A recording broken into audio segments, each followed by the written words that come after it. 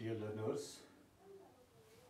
जैसा कि आप जानते हैं जो कल से हमने चैप्टर उठाया हुआ है, this is era of 140 dominance. तो आज जो हमारा सब टॉपिक रहेगा that is the evolution of the party system in India and the first 3 elections they were held after the independence. पहले हम एवोल्यूशन के हवाले से बात करें। जैसे कल मैंने आपको बता दिया, ये जो इंडियन नेशनल कांग्रेस इमर्ज हुई, फाउंड हुई, it was founded in the year 1985। Indian national Congress की बात करें, it emerged in a phased manner. In its first phase, it emerged as a pressure group from 1885 to 1904. It emerged as a pressure group as it drew its support from the middle class people, from the merchants, from the landlords, from the lawyers, and people who were educated from outside the India or who were educated by the Britishers in the Europe. तो ये था पहले group में, पहले phase में इसने जो अपनी बुनियाद डाली, बुनियाद डालते ही इसने आम लोगों के साथ जो मुतवातिर राब्ता रखा, जिसमें सबसे पहले इसने जो मिडिल क्लास के लोग थे इनको सामने रखकर, इनको नज़दीक लाकर इनको मोबिलाइज किया। इसके बाद जो लैंडलॉर्ड्स थे, जो मर्चेंट्स थे, जो लायर्स थे या जो पढ़े लिखे लोग थे, इन सब का सपोर्ट जब इसने अपनी तरफ खींचा तो इसकी वजह से ये पार्टी जो थी एक मजबूत पार्टी के तौर पर सामने उभर के आई। तो इसका अगर हम दूसरा फेज देखेंगे, which starts from 1905 to 1917, in this phase it emerged as a forum. एक ऐसे फोरम के तौर पे यहाँ पे उभरा जहाँ पे बहुत दोनों किस्म के लोग, whether they were the moderates or whether they were the extremists, they came together to focus on the issue how to attain the independence from the imperialist powers। तो ये मॉडरेट और एक्सट्रीम्स को मिलाने का जो फोरम बना, this is regarded as Indian National Congress emerged as a forum to provide the space for both extremists as well as the moderates to come and to work on the agenda of independence। अब अगर हम इसके तीसरे phase की बात करें, जो इसका तीसरा फेज था, इस तीसरे फेज के अंदर इस कांग्रेस पार्टी को अगर हम देखें तो 1917 से लेकर 1947 का जो बीच का ये टाइम गुजरा, ये वाली मुद्दत जो थी, इस मुद्दत के अंदर ये कांग्रेस फिर एक मास मूवमेंट के तौर पे उभरी। यानी अब हर मुल्क के हर एक गाँव में, हर एक शहर में, हर एक गाँव में, हर एक घर के अंदर कांग्रेस का चर्चा होने लगा। अब कांग्रेस को लोग घरों में बैठकर मुल्क के कोने कोने में जानने लगे। कोई ऐसी पार्टी है जो लोगों को मोबिलाइज कर रही है, जो अंग्रेज़ के खिलाफ बोलने की सलाहियत रखती है, जो ब्रिटिश पावर के खिलाफ कहने की जरूरत रखती है, जो लोगों को मोबिलाइज कर रही है, जो इज्तिमा जमा कर रहे हैं, जो जलसे जुलूस करा रहे हैं, जो हड़तालें करा रहे हैं, जो पूरे मुल्क के अंदर एक मूवमेंट के तौर पे उभरी। अब कांग्रेस इस फेज के अंदर एक मास मूवमेंट के तौर पे उभरी।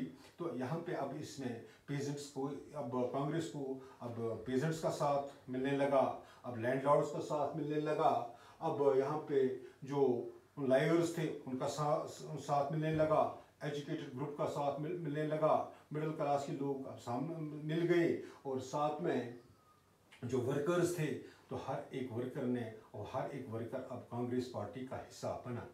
अब जब कांग्रेस पार्टी एक इस किस्म की एक मजबूत दावेदार के तौर पे उभरी, so we can regard this Congress party that it emerged as a group which presents the homogeneity in हेटेरोजेनिटी।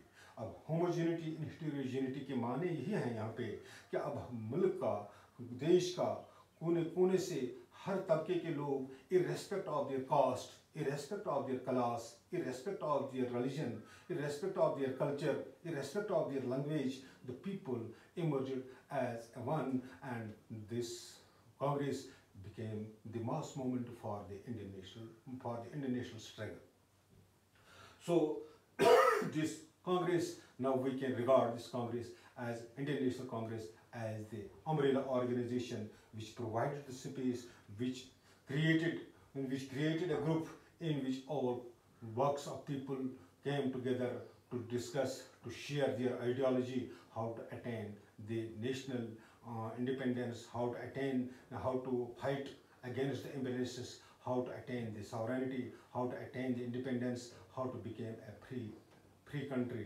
सो यहाँ पे इस अम्ब्रेला ऑर्गेनाइजेशन ने ये वाला काम किया. तो इसके बाद मैंने आपको कल भी ये बता दिया, जब पूरा कॉन्स्टिट्यूशन तैयार हो गया, कॉन्स्टिट्यूशन के तैयार होते ही अब यहाँ पे मुल्क में जो इलेक्शंस का आगाज़ होना था, अब इलेक्शंस को कैसे कराया जाए, अब किस तरीके से किस किस्म की डेमोक्रेसी में हम चले जाएं, किस किस्म की गवर्नमेंट को हम इख्तियार करें, whether we will go for the parliament form of the government, whether we will go for the presidential form of the government, whether we will go for the quasi-presidential form of the government. And the leaders of the Congress decided that we will have a parliamentary type of government as it is run in the British, as it is run in the United Kingdom of बरतानिया. तो अब इसी form को लेकर अब election के हवाले से अब यहाँ पे first past the post system के ज़रिए से हम लोगों का इंतखाब सामने लाएंगे, जिसमें जिस पार्टी को ज़्यादा वोट मिलेगा, one who gets the winning share first, he will describe it as a winner. अब कांग्रेस ने इस बात पे चलते हुए यहाँ पे जो बाई कैमरा लेजिस्लेचर बना ली और साथ में यहाँ पे जो लोकसभा और राज्यसभा का जो इंतखाब होना था, अब उसके लिए कांग्रेस ने कंप्लीट एक स्ट्रेटजी कायम कर दी. अब जब इलेक्शन कमीशन 19 जनवरी 1950 में बना, अब सुकुमार सेन को जो काम सौंप दिया गया, अब उसने जब इसको वर्कआउट किया, सारा वर्कआउट करने के बाद अब कांग्रेस इस नतीजे पर पहुंची कि अब 1951 और 52 के बीच में, यानी अक्टूबर फ्रॉम 1951 अक्टूबर टू फरवरी 1952 अब इलेक्शंस कराए गए. So these elections are regarded as the first general elections for the Lok Sabha in India. जब लोकसभा की यह इलेक्शंस कराए गए तो यहाँ पे अगर आपको याद होगा 1935 में ही अंग्रेज़ ने यहाँ पे introduction of provincial self governments कराई थी, जिसके अंदर कांग्रेस अब मुल्क के हर प्रोविंस के अंदर, हर एक रीजन के अंदर, हर एक घर के अंदर कांग्रेस का नारा जो था वो पहुंच चुका था. अब कांग्रेस ने बहुत सारी जगहों पे अपनी जो डिसेंट्रलाइजेशन का जो मोड था उसके ज़रिए से कांग्रेस अब हर घर में जा पहुंची थी.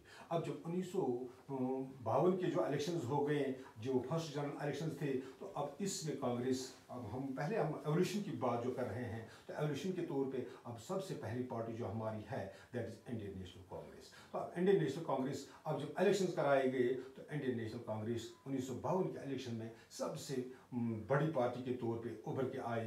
एज इट गॉट अगर हम 1952 की बात करें तो 1952 में इस पार्टी को यहाँ पे 45% जो वोट शेयर मिला. लेकिन अगर हम सीट शेयर के तौर पे देखेंगे तो सीट शेयर के तौर पे इस कांग्रेस को 74% ऑफ वोट्स मिले, जबकि इस पार्टी ने उस वक्त जो हमारे पास टोटल सीट्स थे वो 489 थी. Out of 489 seats this party won 364 seats and giving an opportunity to the Communist Party of India, which emerged as second largest party at that time, it got only 16 seats. तो कांग्रेस जो थी, इस कांग्रेस को हम यहाँ पे रिगार्ड करते हैं. दिस कांग्रेस, मैंने आपको पहले ही बता दिया, अब मास मूवमेंट के तौर पे जब ये फोरम निकला, मैं आपको यहाँ पे ये भी बताते चलूँ, जब आज़ादी हासिल हुई उस वक्त महात्मा गांधी ने ये बात कही थी कि अब हमारा जो कांग्रेस पार्टी को, इंडियन नेशनल कांग्रेस को बनाने का जो मकसद था, जो हमारा मफहूम था, वो हमने हासिल किया. क्योंकि अब हमने वो जो बहुत बड़ी जद्दोजहद के बाद हमने आज़ादी हासिल की, यह आज़ादी अब हमें हासिल हो गई. Now we have to dissolve this Congress. But his followers did not accept his advice and they did not act upon his advice. As such this Congress changed from this mass movement to the national party. अभी national party के तौर पे उभरी। अब national party होने के नाते 1952 के इलेक्शन में यही कांग्रेस थी जिसने अपना जो इसका वजूद था, इस वजूद को बरकरार रखते हुए जो इसने 364 सीट्स यहाँ पे विन किए। अब इसने अपना जो डिसेंट्रलाइजेशन का प्रोग्राम था, इसने एक नया प्रोग्राम खड़ा किया, वो to get their more and more, to get acceleration in the development. इसने 5 ईयर प्लान्स यहाँ पे बना लिए।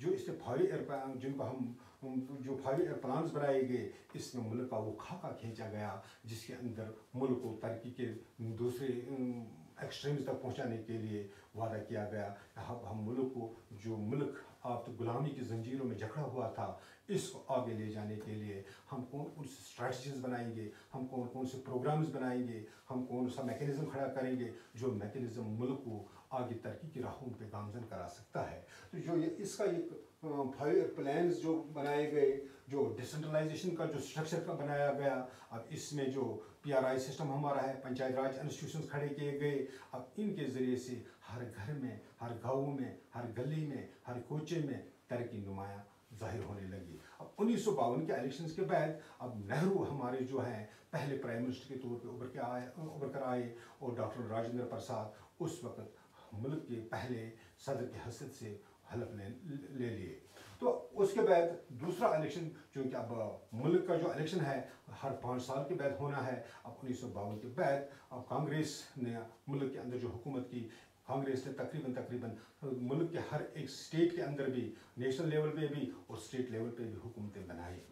लेकिन 1957 इलेक्शन, इसके बाद दूसरे इलेक्शन जो 1957 में कंडक्ट किए गए, 1957 में इलेक्शंस में कांग्रेस ने अपना जो वोट शेयर था इसको भी बढ़ा लिया और जो इनका सीट शेयर था उसको भी बढ़ा लिया। 1957 के इलेक्शन में अगर हम बात करें तो 1957 के इलेक्शन में कांग्रेस ने 47.8% ऑफ द वोट शेयर हासिल किया, जबकि इसने सीट शेयर में भी बढ़ोतरी की। अब इसका जो सीट शेयर था वो भी 75% तक बढ़ा दिया गया।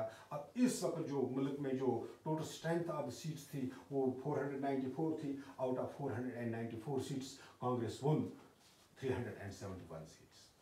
सो बिल्कुल ऑब्वियस यही है कि अब कांग्रेस अपनी जो इसकी लोकप्रियता पार्टी थी, अब लोग इसको जानते थे, हर घर में, हर गली में, हर कोचे में जो इसकी आवाज़ पहुंची थी। अब इसका जो स्लोगन था, सबसे बड़ा जो कारनामा इन्होंने हासिल किया था, इन्होंने मुल्क के लिए जो जद्दोजहद की थी, इन्होंने मुल्क को जो आज़ादी दिलवाई थी, अब कांग्रेस को इस चीज़ का लाभ मिला। अब कांग्रेस दूसरी बार फिर से इलेक्शंस में कामयाब हो गई और दूसरी बार फिर सामने आ गई। ऑल्दो इस वक्त बहुत सारी पार्टी जो उस वक्त जो हमारी सोशलिस्ट पार्टी थी, उनका जो वोट शेयर अगर हम देखें, वोट शेयर उनका 10% था, लेकिन सीट शेयर उनका 3% भी नहीं था। तो हम कह सकते हैं कि कांग्रेस जो है इसने एक डोमिनेंट रोल यहाँ पे अदा किया। अब we regard this was the era of one party dominance. अब 5 साल फिर गुजर गए। अब 5 साल फिर गुजरने के बाद 1962 वाले इलेक्शन की जब बात आ गई और 1957 की ही मैं अगर आपसे बात कहूँ तो 1957 में वाहिद एक केरला की रियासत थी जहाँ पे कम्युनिस्ट पार्टी ऑफ इंडिया ने गवर्नमेंट बनाई। यही एक अलहदा स्टेट थी जहाँ पे कम्युनिस्ट पार्टी ऑफ इंडिया ने, जहाँ पे रीजनल पार्टी या जहाँ पे एक और नेशनलिस्ट पार्टी यानी कम्युनिस्ट पार्टी ऑफ इंडिया ने गवर्नमेंट बनाई। लेकिन इसके सिवा जो पूरे मुल्क के अंदर कांग्रेस की ही हुकूमत थी। लेकिन 1962 इसके बाद जो 5 साल के बाद 1962 के जो इलेक्शंस कराए गए, उन इलेक्शंस में भी कांग्रेस को थोड़ा सा डिक्लिनेशन हो गया। अब जो इनका वोट शेयर जो पहले 74% था, अब वो गिर कर थोड़ा 44.7% हो गया। लेकिन सीट शेयर में भी फिर थोड़ी सी गिरावट हो गई, क्योंकि सीट शेयर जो 1957 में 75 तक चला गया था, अब उसमें थोड़ा डिक्लिनेशन आ गया, अब वो 73% पे आ गया। अब उस वक्त 494 सीट्स में से 361 सीटें जो है कांग्रेस को मिली, लेकिन कांग्रेस फिर इस अपनी हुकूमत बनाने में कामयाब हो गई। अब लोकप्रियता पार्टी थी, अब लोग इसको चाहते थे, अब लोगों के अंदर इसने घर किया हुआ था। अब जो यहाँ नेहरू मोबिलेंस की जो थी, तो उसके तहत जो 5 ईयर प्लान्स हमारे जो थे, जो पंचायत राज सिस्टम खड़ा किया गया, अब घर घर तक ये आवाज़ पहुंचाई गई। अब घर घर तक जब ये आवाज़ पहुंची तो कांग्रेस लगातार तीसरे इलेक्शंस में भी कामयाब होकर सामने आई। तो Congress we regard this period as era of one party dominance.